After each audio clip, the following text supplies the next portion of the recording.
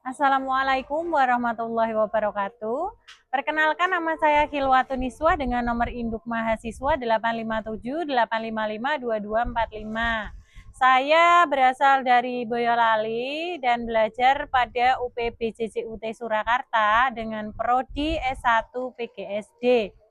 Saya akan melaksanakan praktikum ekosistem darat. Baik, akan sedikit saya jelaskan mengenai ekosistem.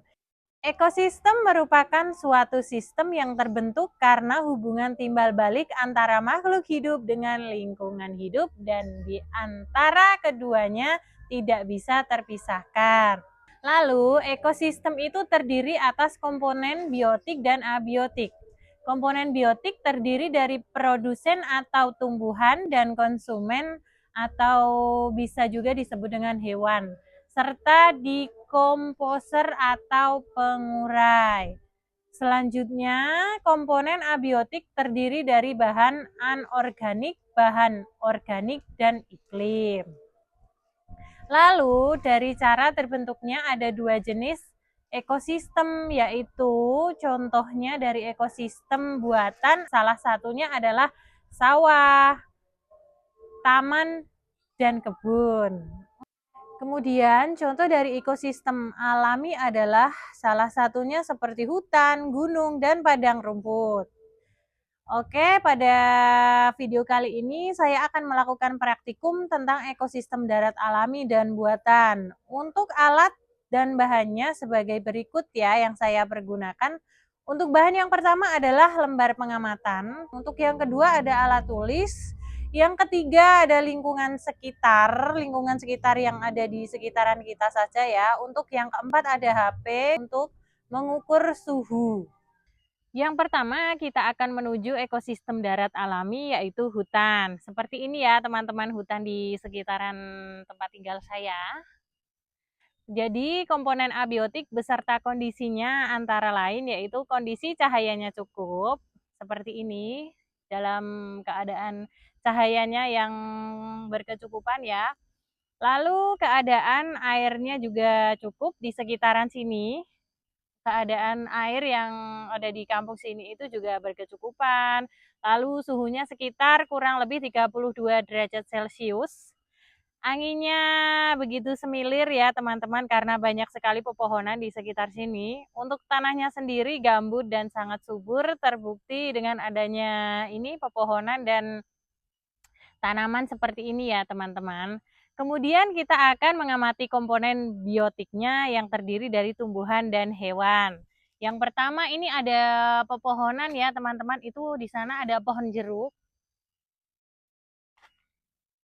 Dan ini ada pete. Pohon pete ya teman-teman. Untuk yang ketiga ada juga pohon kelapa. Ini di sini juga ada pohon sukun. Banyak sekali ya pepohonan teman-teman. Nah, dari ketiga tanaman tersebut saling berinteraksi dengan komponen abiotik di lingkungannya, di mana tanaman tersebut membutuhkan cahaya matahari, air, dan juga tanah untuk membantu pertumbuhan dan perkembangannya. Selain itu, ada juga beberapa tanaman juga membutuhkan hewan yang dapat membantu proses pertumbuhannya. Selanjutnya, kita akan mengamati beberapa hewan ya teman-teman. Di sini ada laba-laba, ada di sini di bawah sini juga ada semut juga, lalu juga ada kumbang, mungkin ada belalang tapi tidak terlihat, tapi pasti di sini ada ya teman-teman. Mereka saling membutuhkan satu sama lain.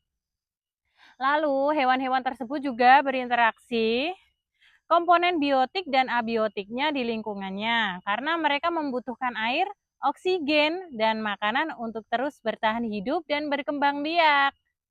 Dalam hal ini, tumbuhan sebagai produsen dan hewan juga sebagai konsumen. Selain itu, terdapat juga dekomposer atau pengurai. Mereka adalah makhluk hidup yang memperoleh energi dengan cara menguraikan sisa-sisa tanaman yang sudah mati. Di sini ada yang bisa ditemui seperti cacing, jamur, dan juga bakteri. Kalau hewan seperti cacing, jamur dan juga bakteri itu, bakteri tergolong tidak terlihat ya teman-teman. Untuk cacing di sini juga pasti ada di dalam tanah di sini ya teman-teman. Baik teman-teman, selanjutnya kita ke ekosistem darat buatan, yaitu sawah. Komponen abiotik yang akan kita amati adalah cahaya. Terlihat cahayanya sangat terik dan suhunya adalah kurang lebih 32 derajat Celcius. Panasnya cukup terik, anginnya sumilir dan airnya cukup banyak ya di sini. Adapun komponen biotik yang kita temui ada pada padi, ada juga beberapa tanaman yang lain, juga ada rumput, ada juga tanaman putri malu juga ya teman-teman. Semua tanaman tersebut saling berinteraksi dengan komponen abiotik, di mana mereka membutuhkan cahaya, matahari, air, tanah untuk pertumbuhan. Selain tumbuhan, komponen biotik lainnya adalah jenis hewan seperti semut, siput, kadal, dan belalang. Hewan-hewan tersebut juga saling berinteraksi dengan komponen biotik dan abiotik lainnya. Mereka membutuhkan air, oksigen, dan makanan untuk terus bertahan hidup. Adapun dekomposer atau pengurai adalah jamur dan cacing. Jadi, kesimpulan dari video penjelasan saya di atas adalah dari hasil pengamatan saya pada lingkungan sekitar, yaitu hutan dan sawah, menunjukkan bahwa di alam terdapat hubungan timbal balik antar unsur atau komponen biotik dan abiotik yang membentuk sistem ekologi atau yang disebut ekosistem. Interaksi tersebut mendukung keseimbangan alam yang menguntungkan bagi makhluk hidup termasuk manusia. Baik, cukup sekian penjelasan praktikum dari saya. Bila ada kurang ataupun lebihnya, saya mohon maaf yang sebesar-besarnya, baik dalam perkataan maupun perbuatan. Terima kasih kepada tutor yang telah memberi saya tugas. Semoga video saya ini juga bisa bermanfaat dan menjadi inspirasi untuk teman-teman berikutnya. Wassalamualaikum warahmatullahi wabarakatuh.